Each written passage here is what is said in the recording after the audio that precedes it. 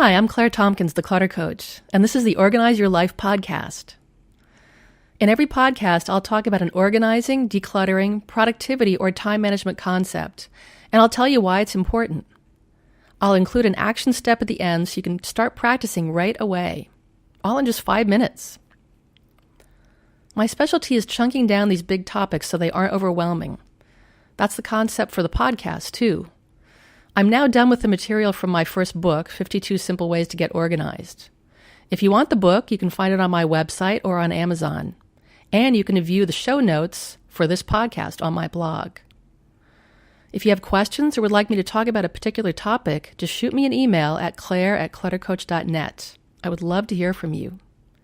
Keep in touch by getting on my mailing list. It's under the Free Stuff tab on my website, cluttercoach.net. Okay, here we go.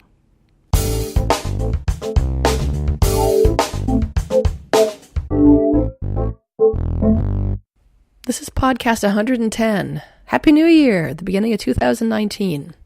This podcast is about algorithms. If you have math fear, please don't run away. It's not going to be about math, I promise. An algorithm, as far as I can figure out, being a layperson, is a process to achieve a particular result. It's not a single rule or formula. It involves a number of steps. I've been reading a book that a friend suggested to me called Algorithms to Live By, and it's about the computer science of human decisions. We rely on computers to be rational and logical and not swayed by the messiness of human lives. But we also do use them to help with human issues, like when to leave things to chance and how to deal with overwhelming choices. The chapter I'm reading now is about caching. In computer terms, the cache is a subset of memory where things are stored temporarily, and usually the items there are frequently used. Other data is stored in places that are less accessible than the cache. In your computer, that's going to be RAM, random access memory, or storage. This dovetails quite nicely with how you should organize your physical stuff. Keep the things you use a lot close at hand, and the ones you don't farther away and less accessible. The authors even quote Martha Stewart. Even with exabytes of memory, computers have to organize their storage space to maximize speed. There are several methods of doing that. The ones in the book are random eviction, first in, first out, and least recently used. Surprisingly, random eviction works, mainly because managing your cache of stuff at all, whether on your computer or in your closet, is better than not doing it. That means randomly selecting items that don't get to stay out and close at hand and putting them farther away. Another reason it works is that things you use a lot will end up back in the cache pretty quickly anyway. First in, first out means that you toss out stuff you've had the longest. Supposedly, Martha Stewart phrased this as, "How long have I had it?" But I couldn't find an attribution for this online other than the quotation in the book. From an organizer's point of view, I think it's a kind of a pointless question. There are so many things that we keep for a long time, even forever, that we don't want to get rid of, and sometimes really should not get rid of. Age really doesn't have anything to do with utility or value. The next method makes sense, though. That's the least recently used criteria. You could relate that to the age criteria in that something brand new hasn't had a history of use yet so that you can't evaluate it that way, while something old that is almost never used or loved or appreciated has got a lot of points against it. How does this work on your desk? It means the files and books and materials that you're using for a current project are on the desk, but the ones you used for a now completed project or that you've acquired for future use are stored in drawers or cabinets and not on your desk.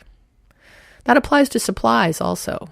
You keep your stapler on the desk, but the box of staples is in the cabinet. At home, you have salt and pepper on the table all the time, but the other spices are in a cabinet. You have the towel you're using on the bathroom rack, but the rest of the towels are in the linen closet. Your daily workout gear is in a bureau drawer, but gear for winter sports is in the garage during the summer. Here's a fun variation I found on Wikipedia. Time-aware least recently used. This means the data has a timestamp on it because at some point it will no longer be useful and will need to be replaced or deleted. You could apply this to clothes that you realize you just don't wear anymore, or old newspapers, or any product that has an expiration date. Then there's a variation on least recently used, which is least frequently used. That's a really helpful criteria to take into account. You might just have used that 3-hole punch, but it's the first time in 2 years, and that'll have a bearing on whether you want to cash it or not. It applies to holiday decor too. You only use it once a year, but you definitely use it. So, what is in your cache? What are the things that, based on the algorithm of your choosing, deserve to stay out and accessible?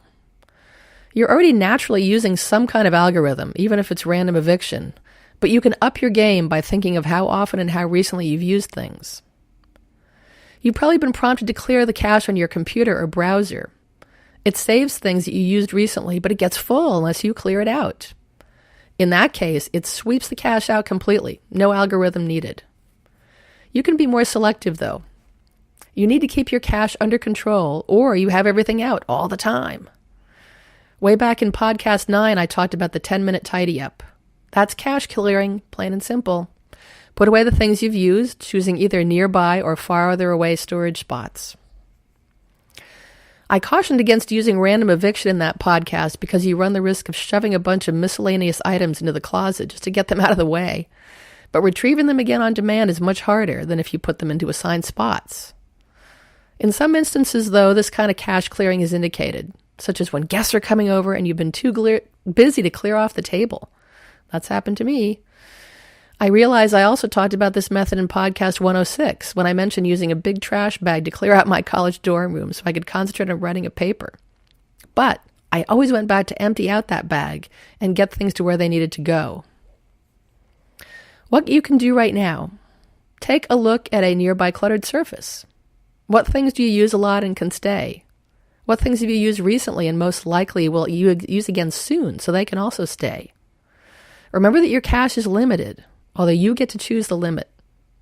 Try to be strict about what remains in cache and what needs to go back to storage. Hey, thanks for listening.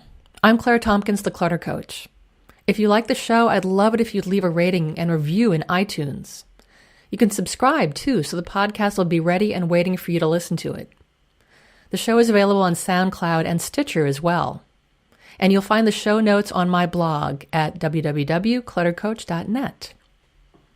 And again, please come visit me on livecoach.io and get that gift certificate while the offer lasts. LiveCoach offers a money-back guarantee after your first month, so there's no risk. See you next time.